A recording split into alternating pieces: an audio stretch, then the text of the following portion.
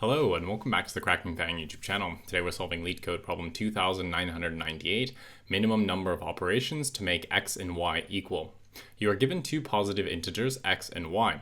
In one operation, you can do one of the four following operations. Divide x by 11 if x is a multiple of 11. Divide x by 5 if x is a multiple of 5. Decrement x by 1 and increment x by 1 and decrement x by 1. Return the minimum number of operations needed to make x and y equal. Okay, so let's look at this example and follow kind of the logic that they give us. So we can see that the first number that we're given is 26, and we want to make y equal to 1. So let's see what some of the options are that we can do, right? So x is not a multiple of 5 or 11, so we can't divide it, right?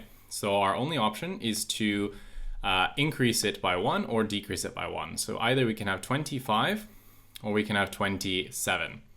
Now from here, what can we do? Well, neither of these again is a multiple of 5 or 11. So what we can do is increment or decrement. Obviously we don't want to decrement 27 because that would just make it basically equal to what we were at before. So we can go up.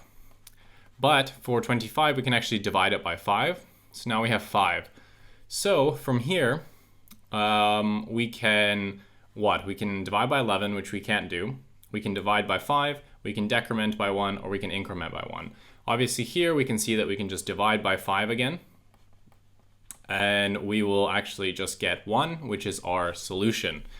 So pretty straightforward. You can probably walk this one through, and with a simple enough problem, you can maybe do it on paper and it's not that complicated. But how do we actually do it in code when, if you have a very large number, there's so many possibilities that you can do?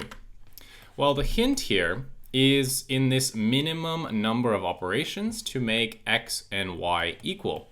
If we think about x as some point and y as another point, and there's certain operations that we can do, and this would be like x plus 1, this would be x minus 1, this would be, if we can even do this, x divided by 5, let's assume that we can, and then also we can do x divided by 11, and then we have some steps, and if you can start to see that actually we build a graph, and at some point, we will actually be able to get to y.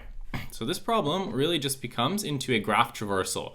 We're going to start at x, and what we're going to do is we're basically just going to do a BFS, and we're going to apply all of the valid operations that we can at that given point, and see how long it takes us to basically get to y. And of course, we'll use a memoization dictionary or some sort of like visited set to keep track of when we've been somewhere, so we don't accidentally get caught in an infinite cycle, because we don't want that. And really, it's just start here, do all the operations you can to get to the next step, and eventually we'll hit y, and then return how long it took us to get y.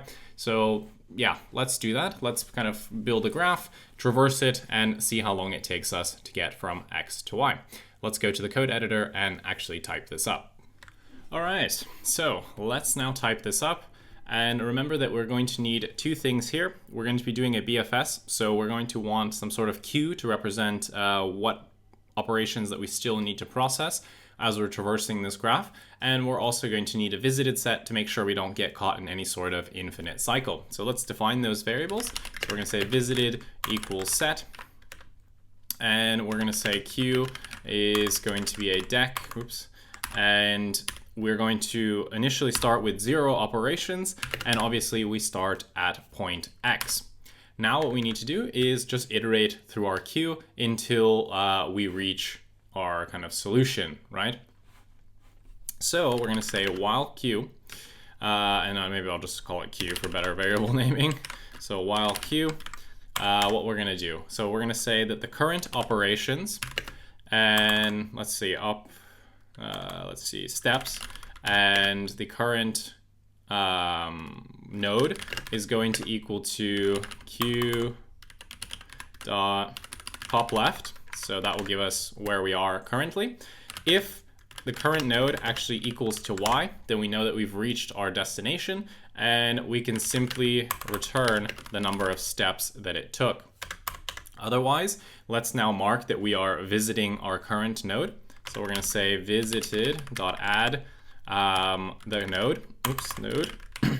Now we need to basically check which one of the 4 operations we can do. We can do all 4 of them. We can do some subset of them, but we need to basically check each single one to make sure that we can do it. And the way that we're going to check that is by checking, first of all, whether we're allowed to do it, and then whether or not we've actually been there. So we're going to say if the node +1 is not in visited, then we are allowed to visit this set. So we can say q.append, and we're going to append. Obviously, we've now done one more step. So steps +1, and we are going to be incrementing our node. So node +1.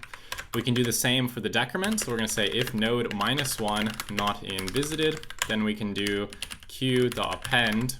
So in this time, again, we're just going to do steps +1 and then node -1. For the next ones, we can only go there if it's not been visited, and if we can actually divide by either 11 or 5 respectively. So we need to make those checks, right? So we're going to say if the current node modulo 11 is actually 0, which means that it's divisible by 11, and we haven't actually visited whatever that would be. So node divide by 11 is not in visited, then what we want to do is we want to say q.append. So again, we're going to do steps +1, and we're going to put in what? Source divide by 11.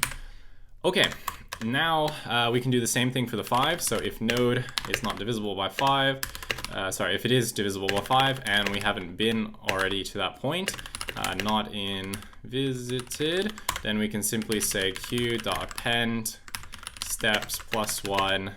Oh, sorry, this should not be source. This should be the node. Node divide by 5. And looks like this should be 11. Okay, cool. So that's it, right? We return steps when we reach that point, and I think we're guaranteed to be able to reach it, so we don't have to worry about an infinite loop here. So yeah, that's it. Let's just run this, make sure we didn't make any bugs. Cannot. What happened here? Did I accidentally... Oh, okay, this should be a tuple. Whoops. Cool, there we go. Let us now submit this, and we are good. Cool. Cool, we saw that the solution was accepted. Last thing we need to do is just talk about the time and space complexity. Obviously, this is a BFS traversal through the tree, and basically the time complexity of any kind of BFS in this way is just big O of n, where n is potentially, the worst case scenario is that you just decrement x by 1 or increment x by 1 every single time. You don't get to make use of any of these nice divisions by 5 or 11.